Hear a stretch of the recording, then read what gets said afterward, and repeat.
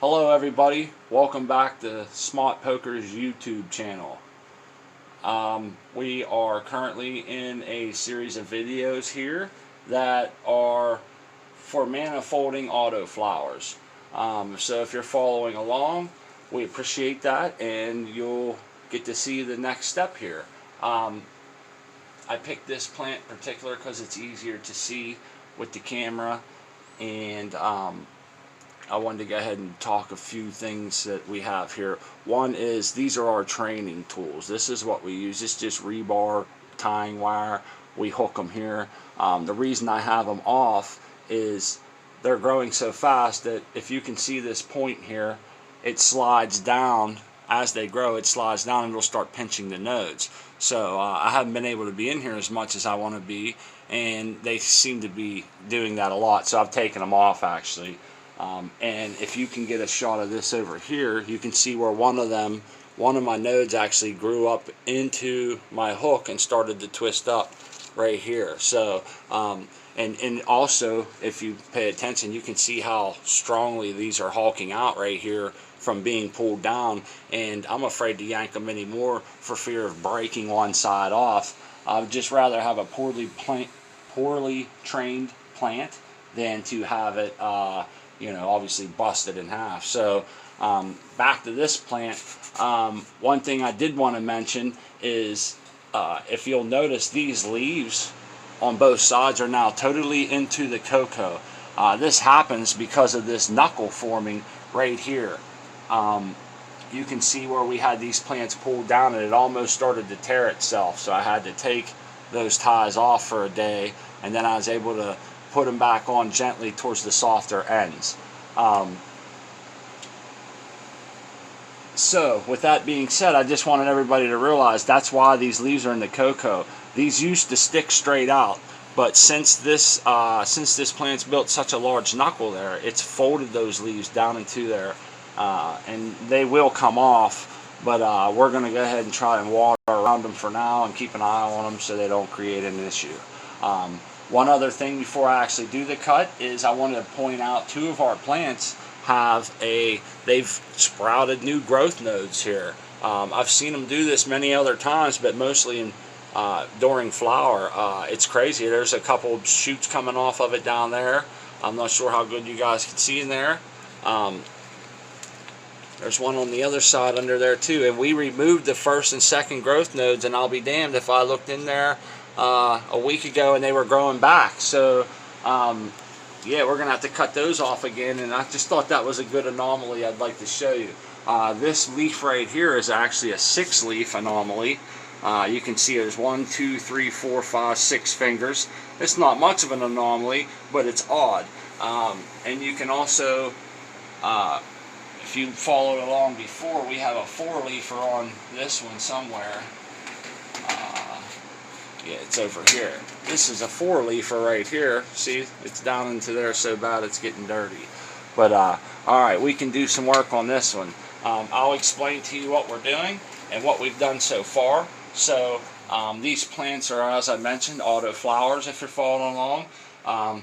They were born on, we scuffed the seeds and got them wet on March 19th, which makes these plants 28 days old today.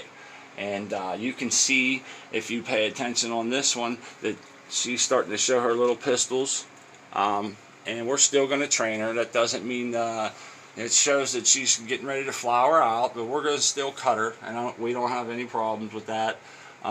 She hasn't really started to stretch much yet, so I might be a little late on getting to her to cut her, but you'll see the nodes are well pronounced. So around day 16, I think it was, or so, if you look at the videos, we took real low down here, we took the first and second growth node tips off of all these plants.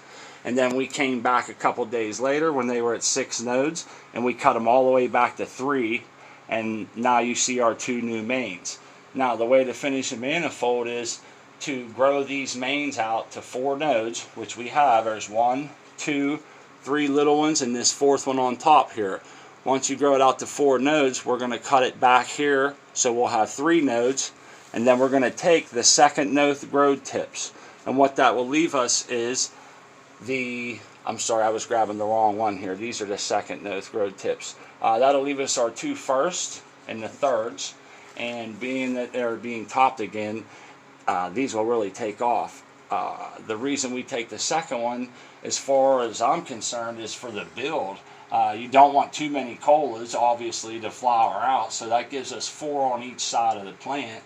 And it also it spaces them out, so if this was trained correctly, these would be laid down a lot more, and you would have 4 colas that are spaced out to get room to get big. So that's the explanation that I have behind it. It's a great use of our light and our space, and that's what we're going to go ahead and do. So if you'll bear with me, and we'll go through the process here. Alright, so I'm going to count them up. These 2 here would be 1 node. These 2 here is the 2 nodes, second nodes. These 2 little girls here would be the 3rd nodes, and then the top tuft here is the 4th node. So what we're going to do is come in here, we're going to take off the 4th node, there's your second topping, and then we'll come down here and take off, let's see here, we're going to come down here and take off, this would be considered the second node growth tip. It comes off. And this one here would be considered a second node growth tip, excuse me, so it comes off.